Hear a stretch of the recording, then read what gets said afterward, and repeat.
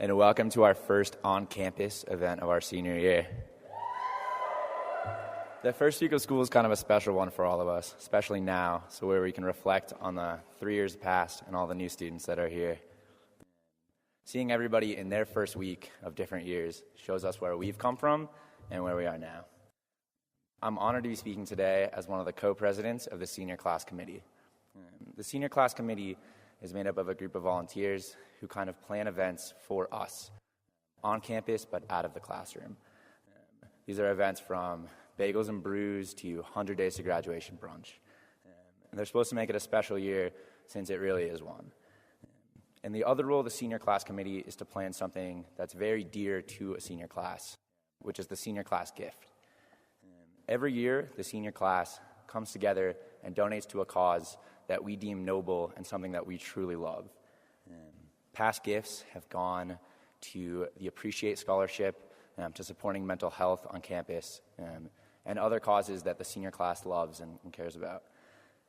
The story of this year's senior class gift started 347 days ago when a classmate and dear friend of ours passed away unexpectedly from an anterior virus malformation.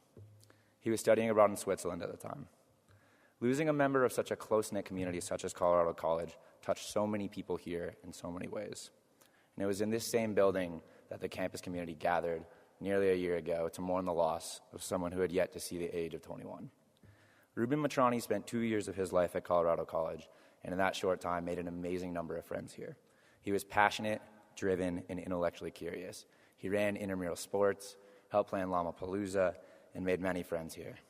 And for those of us that were lucky enough to have known Ruben, not only did we see how he influenced Colorado College, but how Colorado College influenced him, which brings us to where we are today.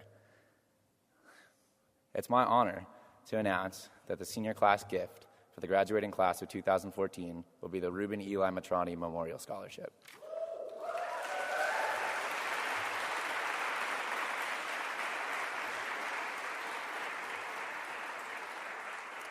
The idea of this scholarship is that every single dollar we donate as a class is going to go to assist a deep needs student here at Colorado College.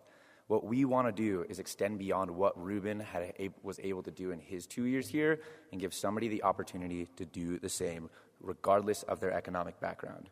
There's no legacy a graduating class can have that is better than leaving their school a better place than when they got there. While he was studying abroad the past fall, Ruben Matrani kept a blog. In his last entry before he fell into a coma, he wrote, "Independence is a hell of a drug. When I walk around this foreign city, communicating on crappy French and reluctant English, I feel so alive. I feel as though if I set my mind to it, I can accomplish anything."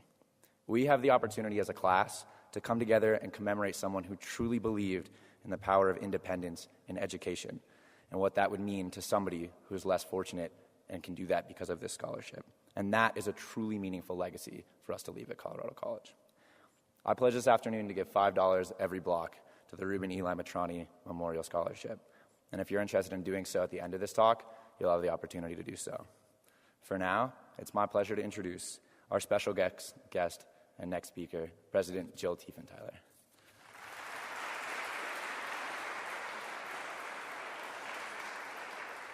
Thanks, Gavin, and thanks for putting this together tonight. Let me begin by welcoming you all back to campus for your senior year. Believe it or not, I actually do remember my senior year a few years ago. And I remember coming back to school. I was telling someone the other day, driving back to campus, I even remember, and feeling both a sense of excitement and a little bit of fear. I know you're excited about a lot of things, being back with friends, capping off an academic career with things you're really interested in, maybe your thesis and coursework, more independence, living off campus, or hosting parties, cooking meals, and hanging out with the close group of friends that you've built over the last 4 years. It also might feel a little scary. Everyone's going to be asking about the future. People are going to ask about MCATs and LSATs and GREs and grad school applications and jobs and interview suits. And it may feel a little bit this year like you're being pushed out the door. Well, we don't want to do that yet. You actually have 1/4 of your college career left, And I think that this will be a wonderful year. Actually, I vividly remember my senior year as being by far the best year in college, and I hope it is for all of you too. But I'm here tonight to actually talk a little bit about why you should give to Colorado College and why you should participate in your senior class gift. All the great experiences that you've had over the last 4 years, 3.5 or 3 so far, almost 4, have been made possible by the great faculty and staff here, and also because of the close relationships with each other. But they've also been made possible by, a little bit behind the scenes, the generous gifts and donations that have been made in the past by the alumni and other friends of Colorado College. Even though you and your parents are making a significant investment to be here at CC, you all benefit from those who came before you. Tuition does not cover the cost of a CC education. We get almost 25% of our annual operating budget from earnings on the endowment and annual gifts. In addition, we got the Adam Press Fitness Center from a major gift, as well as the renovated El Pomar Sports Complex. Scholarship funds that have been designated for donors provide more than $10 million in financial aid for our current students. And donors like the Keller family pay for each of those venture grants that you may have received during your CC career.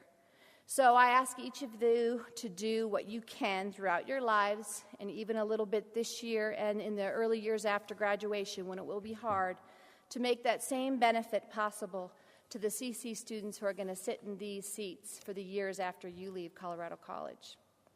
And because of the vision and leadership of your classmates, you get the chance to do that this year as a class, and at the same time honor a friend and classmate that you miss.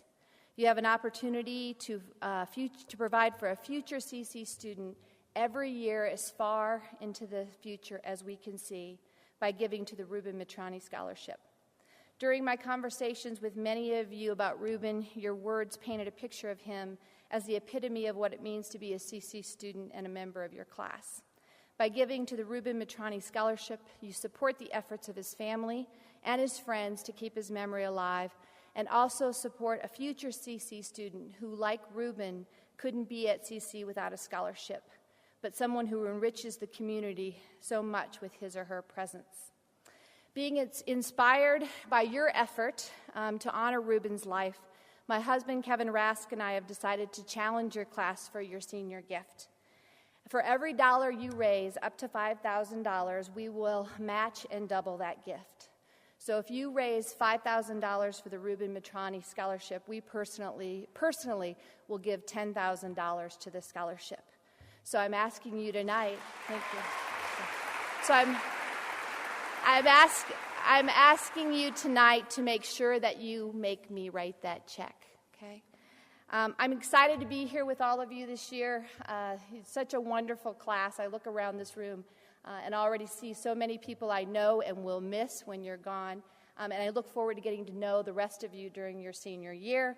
I remind you again that I'm in Werner on Mondays. I see many of you there when you come by to talk. I also always welcome you to come to my office or make an appointment or send me an email. I think this is going to be a terrific year, and I look forward to helping you to achieve this goal with the Ruben Mitrani Scholarship and with your class gift. Thank you. Thanks, Gavin.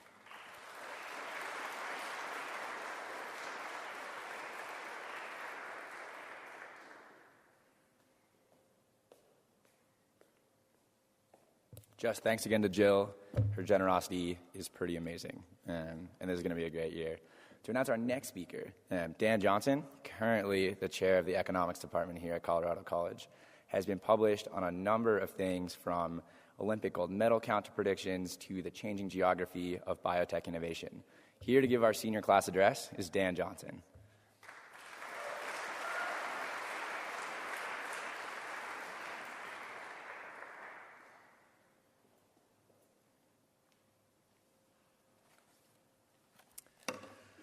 Class of 2014. It is seriously an honor to address you tonight, and I don't mean that frivolously. When I was first invited to do so, my first reaction was, who, me? Really? After confirming that I was indeed the intended recipient of the email, I still harbored some suspicion that maybe seniors wanted just to be entertained. That is, you'd probably seen the viral video, wanted to hear me rap the way that I do in class. Yes, it turns out that white men over the age of 40 can rap. Not well, but we can rap. It's true, I perform the microeconomics rap by DJ. What? Every year in class.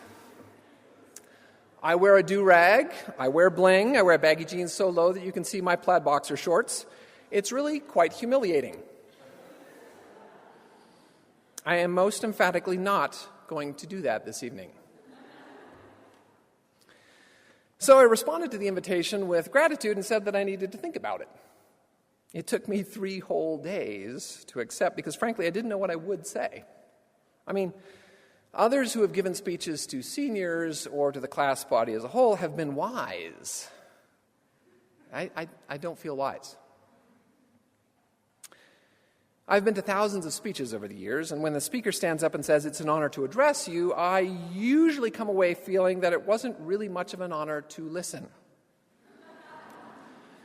I'm not really a big fan of people who stand up and speak without something important to say. So, I only agreed to speak when I thought that I might really have something worth saying. I hope you'll find my words worthy today. If you don't, know that I've tried. I was told that I should give you some advice today, but advice is hard to give, and frankly, it's even harder to receive. From someone who doesn't know you, it's trite. It's something like, be true to yourself. From someone who does know you, it's frequently really on point and therefore painful. So instead of reflecting about you, I'm going to reflect about something that I find difficult and hope that perhaps indirectly you'll gain some insight from my struggle. Yes, I do have advice for you at the end, so just bear with me. Since we're meeting in a religious sanctuary, I thought it might be appropriate to reflect on a religious theme. You see, I'm actually a very spiritual person, a religious person indeed. I've been a deacon and assistant minister in the Lutheran Church since I was a teenager. I've given more sermons than I care to remember.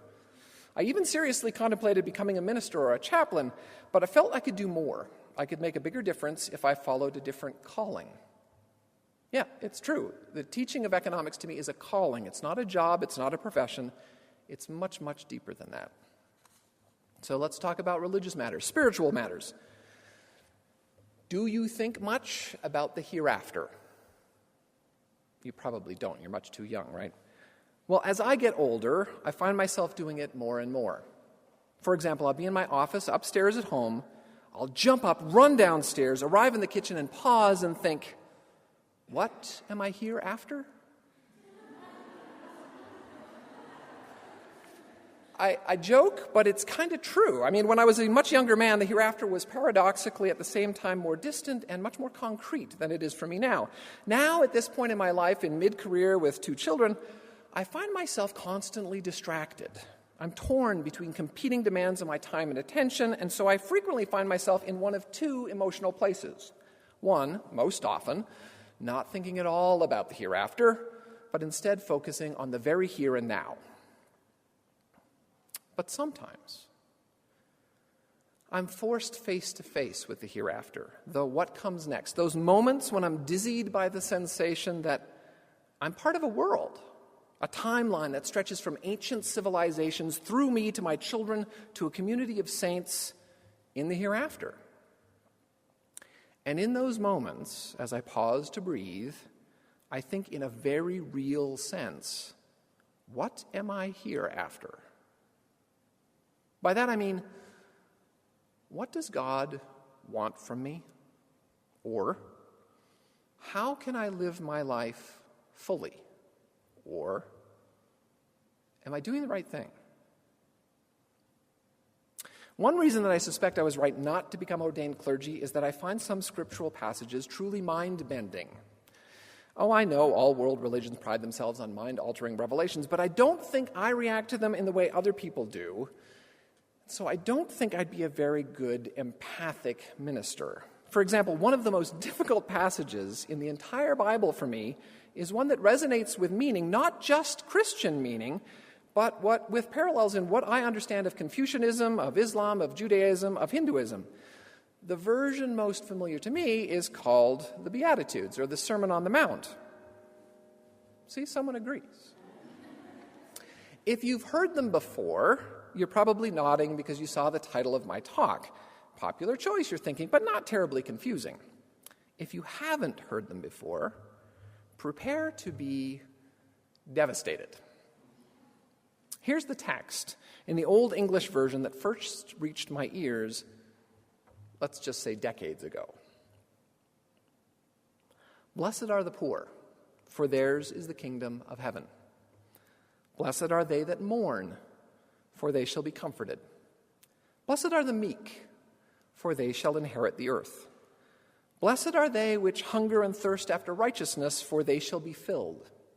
Blessed are the merciful, for they shall obtain mercy. Blessed are the pure in heart, for they shall see God. Blessed are the peacemakers, for they shall be called children of God. Now, I realize this isn't really intended as life advice. I get that. I realize that in later translations, and in fact in alternative gospels, there are supposedly helpful modifications made to make it, blessed are the poor in spirit, supposedly to distinguish from just plain old poor people, I guess. But no matter how I cut this, I don't find this to be an easy text at all. To quote my daughter, oh, I get it. Wait, what? You see, I'm an economist. For many people, that means something like an accountant who does your taxes or a financial advisor who manages your retirement account. I profess to be none of those things. To me, economics is not at all about money or finance.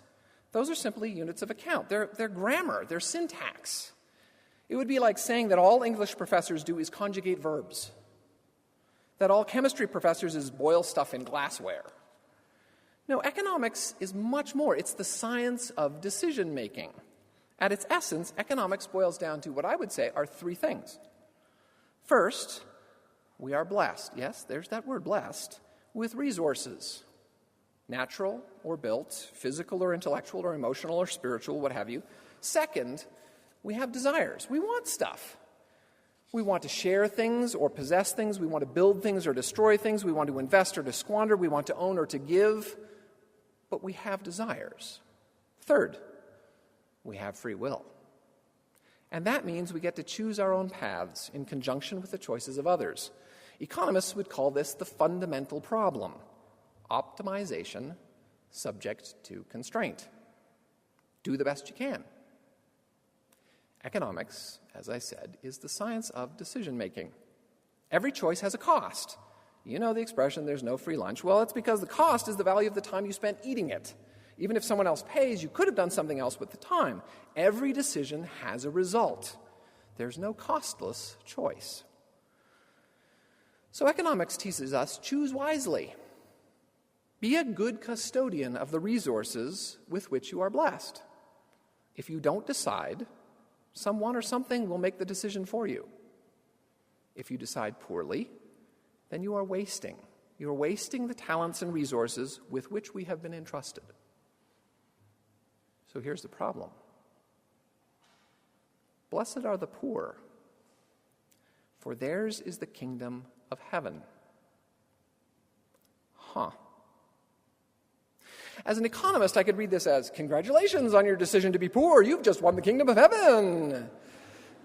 After all, if a prize this generous is the result, then surely the decision to be poor was smart. Yet poverty is very rarely the result of choice. Instead, it's almost always the result of miserable circumstances. You're born in the wrong part of the world. You suffer from a disease of the body or the mind. Misfortune befalls your family or your business. In the rare cases where poverty is the result of choice instead of circumstances, it usually isn't the result of choices that we would condone.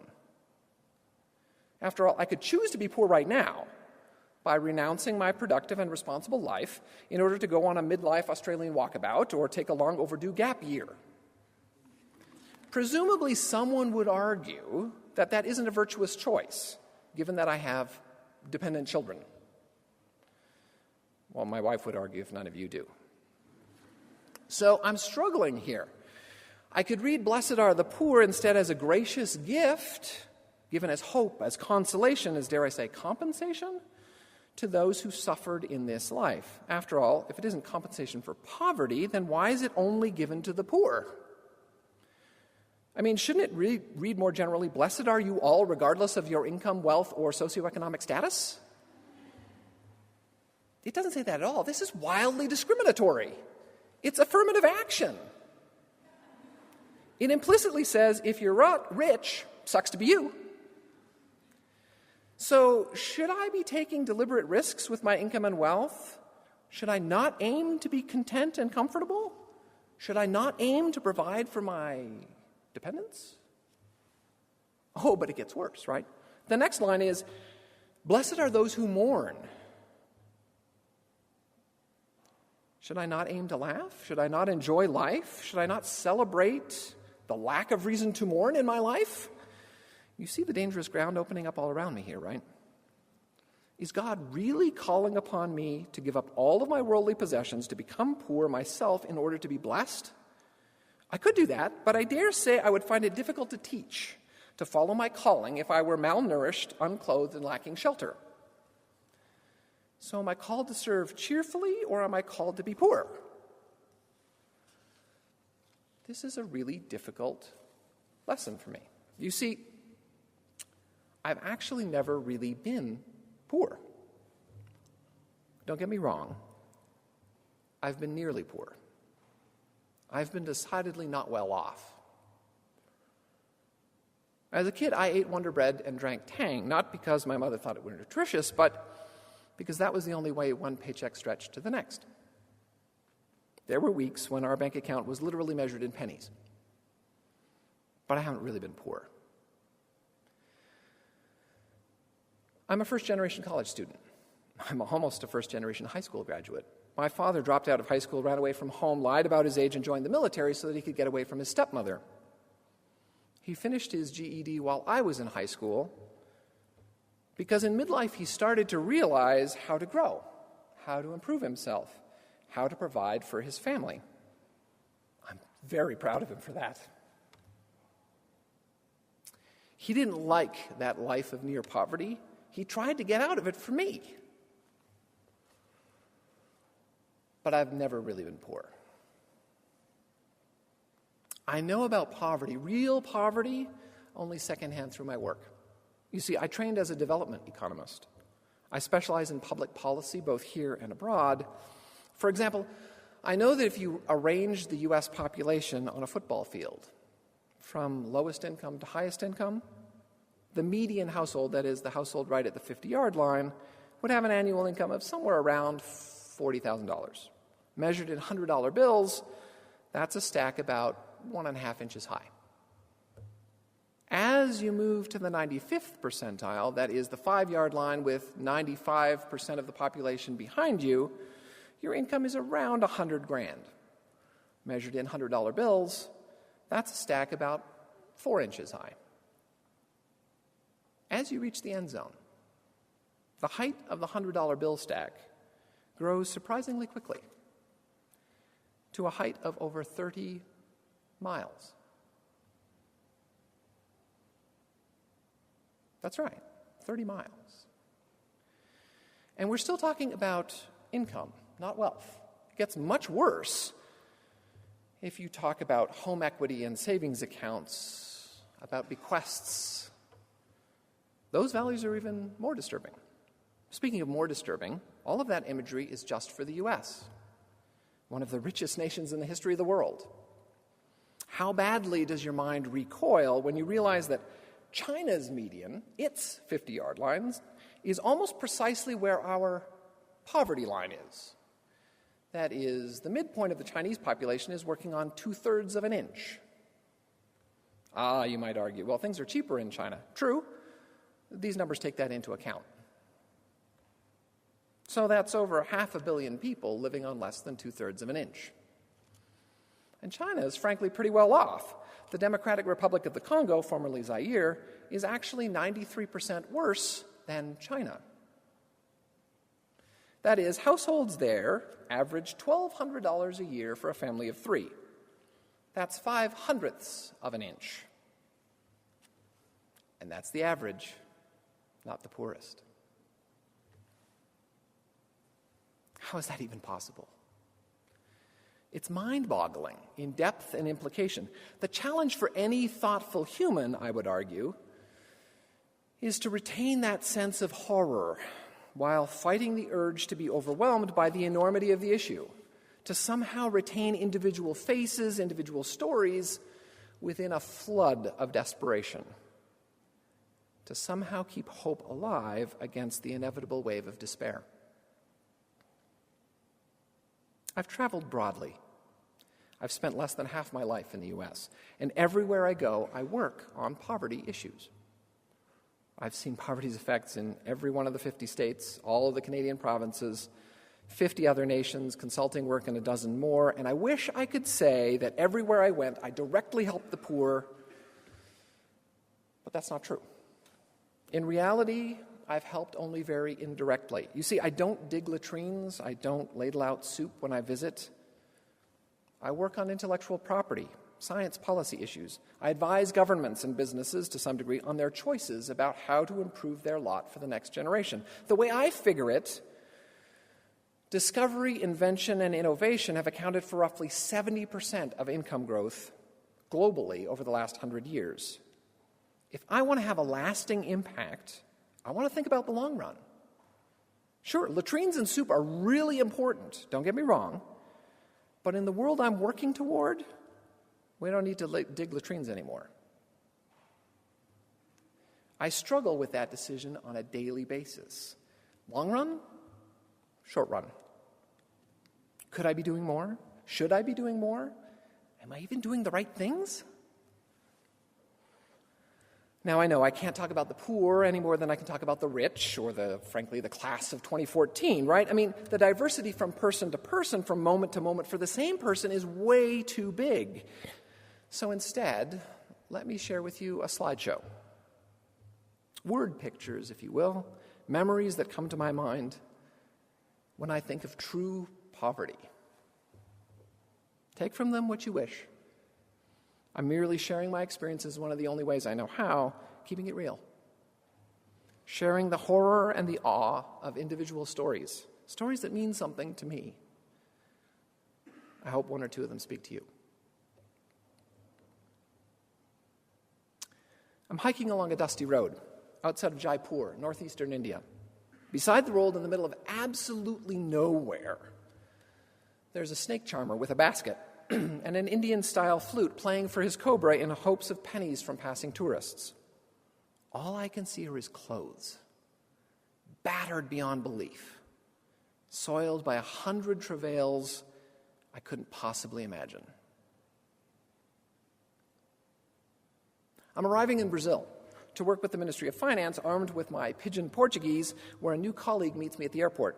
He stops, stunned, when I greet him with my enthusiastic phrase, a phrase I've practiced hundreds of times on the airplane. Much later, he tells me that he really couldn't understand a word of what I was saying, and he was wondering how we would communicate since apparently I didn't speak either Portuguese or English. Over the ensuing weeks, we became really close friends, and when my funds run short, he invites me to stay at his home. I sleep on his bare concrete bedroom floor with him, and it's only after many days that he offers an admission. He was going to invite me much earlier in my trip, but he was ashamed. He was ashamed of his home and the fact that they don't have hot running water. They don't have more than 2 bedrooms for the 5 adults in their family. Instead, it's I who is ashamed. I see how little he eats. Amounts that for the 6 of them, I could easily have polished off before enjoying dessert. I'm in the History Museum in downtown Dubai. It's a squat structure amid skyscrapers. 50 years ago, this whole area was desert. The 9 emirates that now make up the United Arab Emirates eking out an existence as nomads, caring for goats, diving for pearls. Then oil was discovered, and now they have indoor ski resorts, the tallest building in the world. Of course, few of those who were alive when oil was discovered are still alive because the life expectancy back in the 1970s was 40. So, who would want to go back to those days? I mean, they're authentic and noble, but it's bare subsistence nomadic life.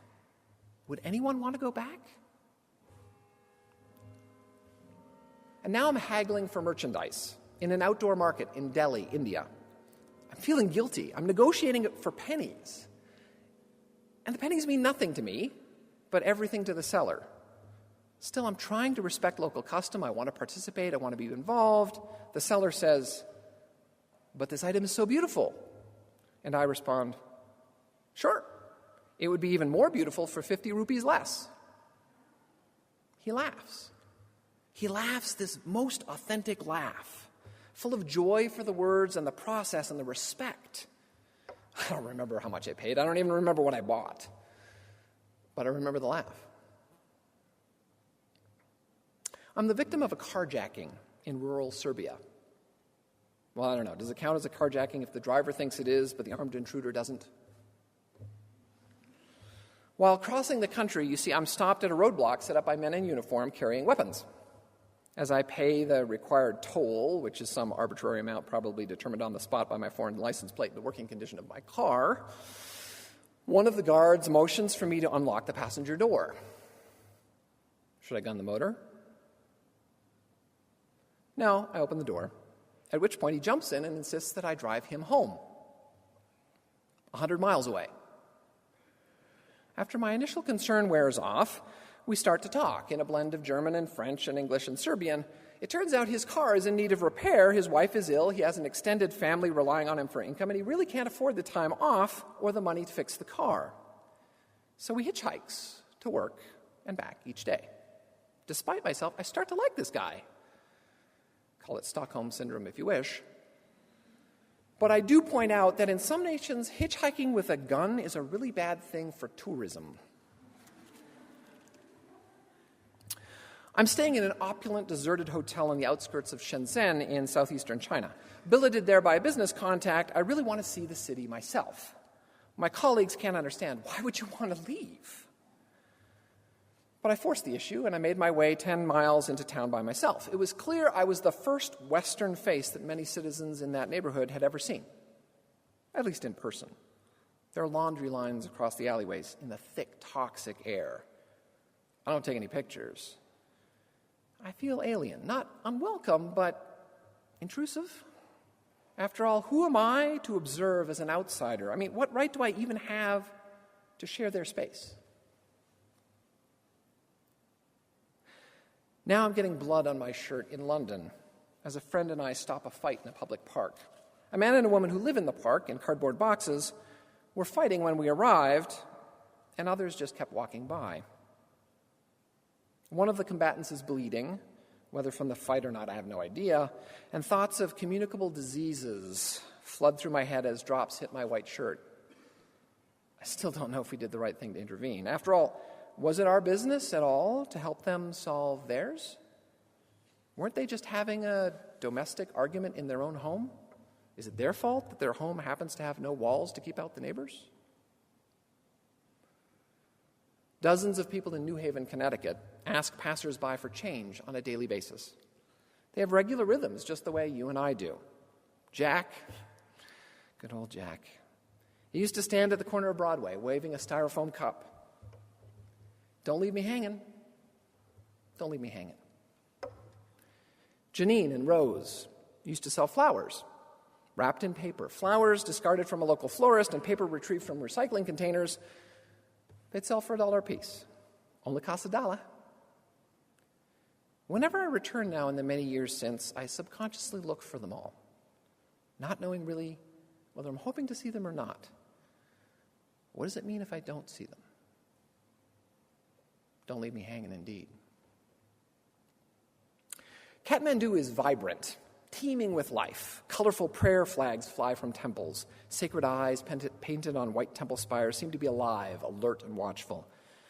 There's no government right now since the coup, so laws are widely flouted. It's a good thing about the prevailing religious tendencies to keep civil unrest largely at bay. Armed skirmishes are reported only in the mountains.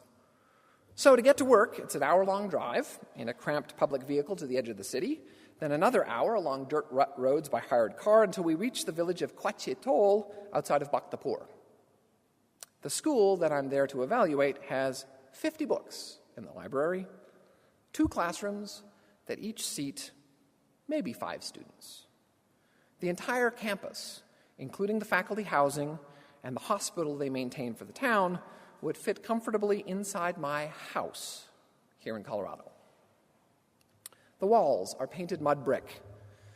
The windows are uninsulated single panes if they have glass at all. Remember, we're in Nepal. Winter is not trivial here. I attend a Nepalese language class with 3 other students, then have lunch with them in the cafeteria. Lunch is served on well-worn metal plates to be eaten with your fingers, scooping meat and rice and sauce together as clumps. Considering the pit-style toilets, the noticeable absence of paper products of any sort, the absence of running water, frankly, it's a miracle we don't all die of horrible intestinal diseases. We eat cross-legged on the floor, and then we rise after lunch to dance together. One student invites me to visit his home, so we walk a trail through the rice paddies for 30 minutes.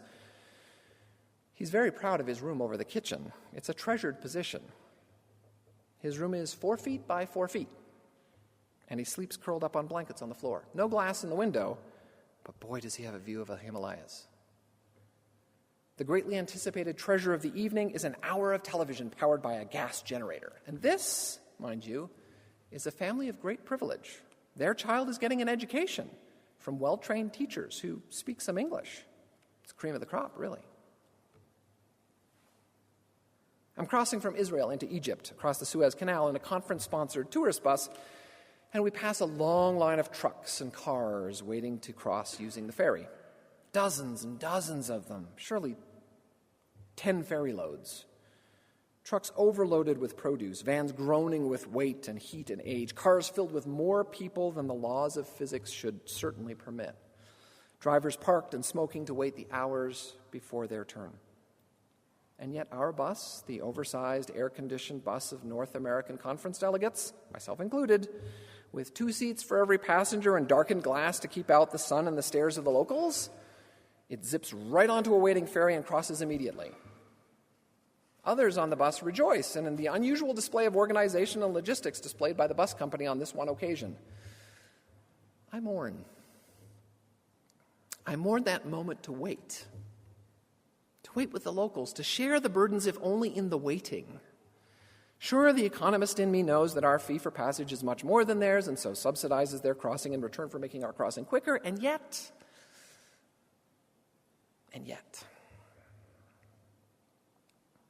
I'm in India again, and the woman behind me is sobbing uncontrollably. It's a conference-provided minivan this time, and the air conditioning is struggling feebly to deal with the heat and the dust. But that's not what's bothering her. The Hindu driver is debating religious principles with the Sunni conference delegate in the front seat, paying even less attention to the road than usual, negotiating the slow roadway with cows and tuk-tuks and men carrying impossibly large loads on their heads. Still, that's not what bothers her.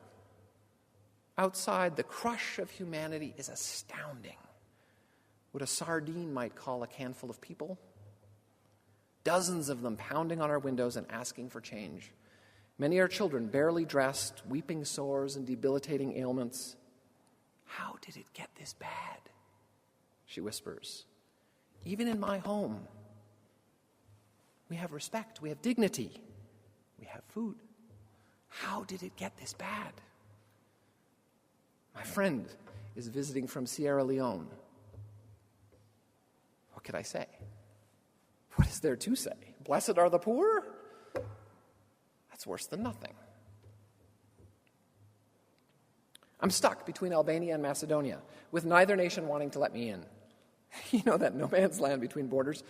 I'm there for the better part of a day because of some paperwork situation with my travel visa, but I don't feel sorry for myself for an instant because of why I am there. You see, I've been making a personal pilgrimage to Kukesh. For those of you who don't know, it's the only city in the world ever nominated as an entire city for the Nobel Peace Prize, in recognition of their role in harboring fugitives from Kosovo during the civil turmoil. Even now, a decade later, there's evidence of the mass exodus and relocation. And even today, in the line to cross this nearby border, there are hundreds and hundreds of vehicles. Most are turned off, waiting their turn to inch forward a car length. Others have long since run out of gas. They're being pushed by hand. Families are having picnics in the shade of buildings and trees. What for me is inconvenience is for others life. I'm visiting a factory outside of Hong Kong, and between other questions, I'm cautiously asking the owners, my hosts, about working conditions. They're actually a very liberal and Western-minded company headed by a woman, which is still quite unusual at the time in China. When I have to use the restroom, the owner walks me across the factory floor to a restroom reserved for Western guests. It's not lavish, but it certainly makes me feel comfortable. Later that evening, as our meeting drags on to nearly midnight, I excuse myself to use the restroom again. I wave off the offer of a guide, asserting, "Oh, I know the way," and then I look for the worker restroom. Since no one's on the factory floor, I figure I can investigate at my leisure. I find and use the smallest room that could ever be considered a restroom. Under a staircase with a slanting roof reaching 5 feet tall at its peak. Outhouse style with a dribble of running water, no towel. I return to the meeting to hear the owner telling my colleagues about the free healthcare coverage that they offer their workers alongside their pay of $2 whole a day. And yet, I have to agree, that's actually not bad by local standards. And now I'm under a desk. I'm at a conference in Tokyo, pretty certain that it's my last conference ever. You see, it's the Fukushima earthquake of March 2011, and Japan is determined to welcome me to the country with a 9.0 Richter event. Once the light fixtures stop banging against the ceiling, still swaying violently, we evacuate to high ground, as there's bound to be a tsunami. First reports indicate a 30-foot wall of water is headed toward the downtown area, and we're probably 3 feet above sea level. So I step aside from my colleagues, and I attempt to send a quick and loving email to my family, convinced that it will be my last contact. I don't want to say goodbye, but I do want my last words to be ones that they can cherish. Words that might have meaning. Over the days that follow, I can't count the number of Japanese citizens who ask me if I have what I need, if my family is all right. My family, I reply, they're fine. They live in North America. What about your family? I'm struck by how thoughtful, how calm, how politely the local population reacts to a historic event. Surely this is a difficult event for them too? Yet they calmly wait in traffic. Without honking their horns, they continue to take care of others before themselves. They inspire me with their generosity in times of sudden need, in a time of great poverty for them. My parents have just come to visit me one summer while I'm living in Rio de Janeiro, Brazil. I guess they probably had to just see for themselves that I was really working and not living on the beach in Copacabana or Ipanema. They called to ask what they should wear. And I reply, well, Brazilians wear normal clothing, just like we wear, so you don't have to wear kimonos or burqas or anything, just wear regular clothes. I arrive at the airport by bus to pick up my parents, and there's a commotion around the international arrivals door. Every taxi driver within a dozen miles has sniffed out my parents as the tourists/suckers. You see, my father has chosen to wear a straw hat with a tropical bird pattern and a floral print Hawaiian shirt. I push my way through the crowd, greet my parents with a broad smile, ask if they had a nice trip. Then I dismiss the taxi drivers, much to their general disappointment, and I lead my parents to the bus. Didn't I say regular clothes? I asked my father. Oh, sure, he says, but I thought regular was different here. Regular was different here, really? Regular was different here. Let me tell you a secret. I actively dislike traveling to less developed countries. Travel in less developed regions of the world threatens me. So why do I do it? It causes me discomfort, even pain, and then it forces me to look on that discomfort for what it is. A short break in an otherwise extremely comfortable life. For a while, at least, when I return home, I'm chastened. I'm sobered. I'm overwhelmed. I'm humbled by the beauty and the grace and the generosity of the family and the home and the college that I enjoy. I'm shocked by the trivial inconveniences that vex us here on a daily basis. Traffic jams on I-25? Honestly, you call that a traffic jam? I giggle at the wrestling of my kids in the back seat of the car, arguing about who has more room. Honestly? I chastise myself for my excessive creature comforts, for my complaints about petty problems. After all, who am I to complain? And then, inevitably, the memories fade. They become past rather than present emotions. And as much as I try, I find myself slipping into comfortable and meaningful, but local, routines. My wife asked me recently why I go to conferences when it takes me away from people that I love. I've thought deeply about that question, and I have an answer. Because I'm trying to balance. I want to make the world a better place, but I also want to enjoy the world that I'm improving. After a lot of comfortable time at home, I feel comfortable. The seesaw starts to come to rest on one side, safely and comfortably at home. I travel to push that seesaw back into balance, to remind myself of all the amazing opportunities and grace with which I am blessed, to share those blessings with others, to push myself back into equilibrium. So that's my journey, the search for balance. And since the world is always changing and I'm always changing, balance is always only temporary. It always takes another push or pull, another trip or another lecture, another hour of solitude or prayer or playing with the kids. And so I guess on one level my father was right when he wore what I would consider strange clothing to visit me in Brazil. He thought that regular was different here. And it is, right? Regular is different here. Regular in the favelas of Rio, the shanty towns of wood and concrete blocks that teeter precariously on the mudslide-prone upper slopes around Rio. Regular in the slums of Mumbai, where 10 square feet of mud surrounded by rusty corrugated steel or pounded and flattened tin cans, that's a palace.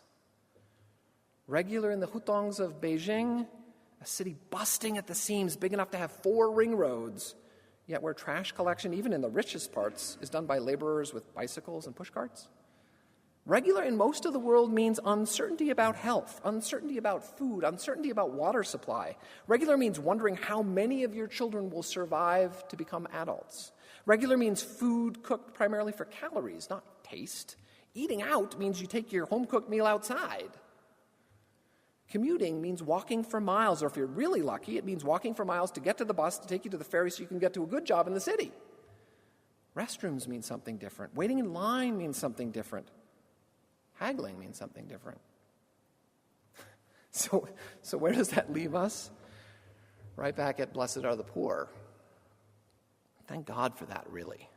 Poverty is desperation. It's uncertainty. It's a blight.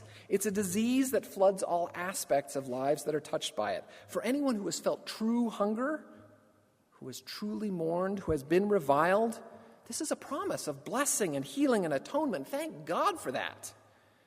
And yet part of me still struggles with those words. What do they mean for me? I'm not poor. 2 more personal memories, one poignant, one humorous, to leave you with. Both spring to mind immediately every time I read the unsettling Beatitudes. First, I think of the physical spot, the Franciscan chapel that marks a spot on the hill overlooking the Sea of Galilee, remembering the Sermon on the Mount and the Beatitudes in particular. I last visited 13 years ago, and I'd like to paint you a little picture of that moment. Imagine a hot August day, semi-arid terrain, golden grass, dark green olive trees, heat that causes waves to rise from the ground, to make the lake seem otherworldly. A relatively plain, symmetric, 8-sided chapel with open views to the lake and valley below. Nothing ornate, nothing ceremonial, just silence and respect and contemplation. Through the chapel is a simple garden with palm and cypress trees, and at the very, very back, there's a gate leading out to the plains of Gennesaret. The gate is a black wrought ironwork of expert craftsmanship with floral emblems and roses with full thorny stems providing the vertical supports. I was so taken by the gate that I actually took a picture of it. It still hangs in my house. Atop the gate is a cross, and it's crooked. It's very clearly imperfect. It leans noticeably to the right. I personally hope they never straighten it. To me, that view is one of the perfect places on earth. You see, I can see the beauty of all the resources with which we are blessed, the valley of crops and orchards, the lake, the trees, the human artistry and mechanical talent to shape that to our will. And I can see the imperfection. That is our human endeavor, the religious icon that points upward but leans off the mark. While we have poverty and hunger and hatred and mourning, we will have need of the Beatitudes. A second memory springs alongside the first, irreverent, but I believe still firmly on the mark. You see, it comes from the quirky Monty Python comedy troupe in their film, The Life of Brian. In the film, the central characters are in the crowd listening to Jesus, and they hear the Beatitudes from a great distance. They can't quite make out the words, so when Jesus said, "Blessed are the peacemakers," they're incredulous. There's a moment of confusion as they try to interpret the meaning, and they finally decide that what he must have said was, "Blessed are the cheesemakers," to be read metaphorically as meaning all manufacturers of dairy products. After all, surely Jesus meant to be blessing the productive element of society, those who make good choices, feed the hungry, or at least feed their own family with the work of their own hands. I mean, it's so preposterous to say, "Blessed are the poor." It's completely upside down. It makes you think that regular might be different here. And if we truly listen, I guess it is. You see, the Beatitudes don't calm me at all. They make me feel conflicted. They trouble me. They stir in me deep-seated questions like, what am I here after? And strangely, I'm good with that. I want to keep struggling. I want to keep learning from the struggle. I guess I'm glad to be uneasy, to be conflicted, to be continually questing for balance. I recently reminded my wife of that fact when I told her that I loved her not because she made me feel safe, but because she made me feel challenged. Honestly, that's one of her best qualities, making me always want to be better than I am. Don't get me wrong. I don't want to be better for her. I want to be better because of her. And that's what I love about CC, too. I can think of thousands of places that provide easier jobs, places that are more comfortable, places that are less challenging. And I love CC all the more because it's hard, because it forces me to reflect, to recreate my understandings every single block. So I have a closing wish for you, for all of us. In those moments when you are wondering about the hereafter, you know, the kind of moment when you pause and you can actually hear the world spinning on its axis and the stars are blazing out louder than you could yell. In those moments when you're wondering about the hereafter, think about your own comfort zone and then push it. I wish you a life of discomfort, of struggle, of learning, of growth. By all means, please go out and make the world a better place. It doesn't come without struggle. And when you need a break, come home. Come back to CC. We'll understand. Come back to a place where passionate struggle is a way of life, where every month is a new start and every relationship is treasured. And then go change the world again, knowing that we've got you back. So in the year ahead, in the many years ahead, think about what regular means to you. Think about what it means to be poor. And then push back. Don't leave me hanging. Don't leave me hanging. Have a challenging year, class of 2014.